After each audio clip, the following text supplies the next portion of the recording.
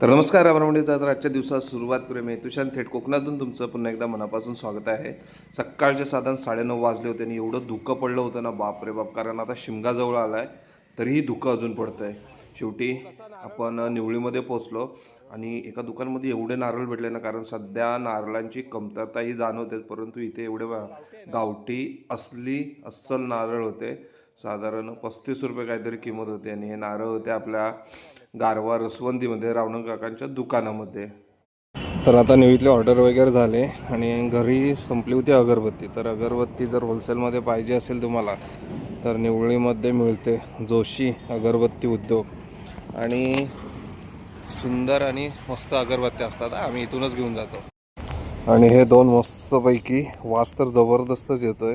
आपल्या घरी देवासाठी घेतलेले आहेत. तिथून डायरेक्ट आलो बँकेमध्ये थोडंसं काम होतं, काम वगैरे आटपलं. तिथून डायरेक्ट कल्टी मारली आणि गेलो वडापावच्या दुकानामध्ये, कारण दुपारचे साधारण 2 वाजले होते. भूक पण जोरात लागली होती. मस्तपैकी जेवणामध्ये 2 गरमागरम वडापाव घेतले आपल्या मासेभावच्या स्वादमधून.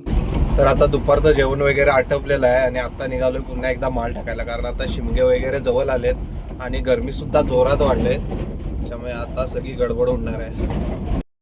तर आत्ता आलो आहे खाली जांभारीमध्ये शिमग्याचा जो माल होता, कारण इकडे शिमगा जोरात होतो आणि संकासूर वगैरे आहे ना, इकडे संकासुराची प्रथा जोरात असते, त्याच्यामुळे इकडे शिमगा मात्र जोरात होत आहे. बघा, पूर्ण खाडी एरिया आहे आणि खाडीच्या साईडला सगळी घरं आहेत. आत्ता भरती आलेली आहे, त्याच्यामुळे होड्या वगैरे सगळ्या तरंगत आहेत इकडे. नाहीतर इकडे पाणी सगळं सुक्क असतं. सर्व माल वगैरे टाकून आपण घरच्या दिशेने निघालो होतो. त्या मध्येच आहे ना, गाडीचा पूर्णपणे खडखडत असा आवाज आला. मध्येच थांबलो, बघतो तर टायरचा रिमोटचा थोडासा टायर निघाला होता. तो थांबलो आणि पूर्णपणे कट करून टाकला. आता संध्याकाळी घरी आलो, फ्रेश वगैरे झालो आहे. शिवम तर जेवायलाच बसला डायरेक्ट. आणि दुर्वानं मी पराठे आणले होते, दुर्वा भाजत होते आणि चांगले हात भाजून घेतले ते. आधा कप हे बघ काय केलं ते.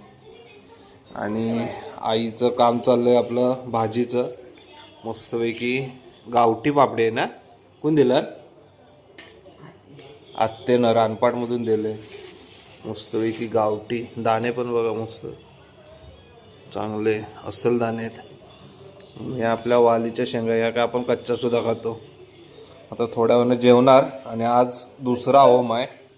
शिवम, काल तू होमला होतास ना, आज दुसऱ्या होमाला जागा राहणार की झोपणार आहे? आहेस ना? ओके, ठीक आहे. आणि हा बघा मंडळी, हा आहे होळीचा दुसरा होम आणि अशी सगळी छोटी मोठी मजा करत असतात. अशाच प्रकारे कोकणात आता शिमग्याला सुरुवात झालेली आहे.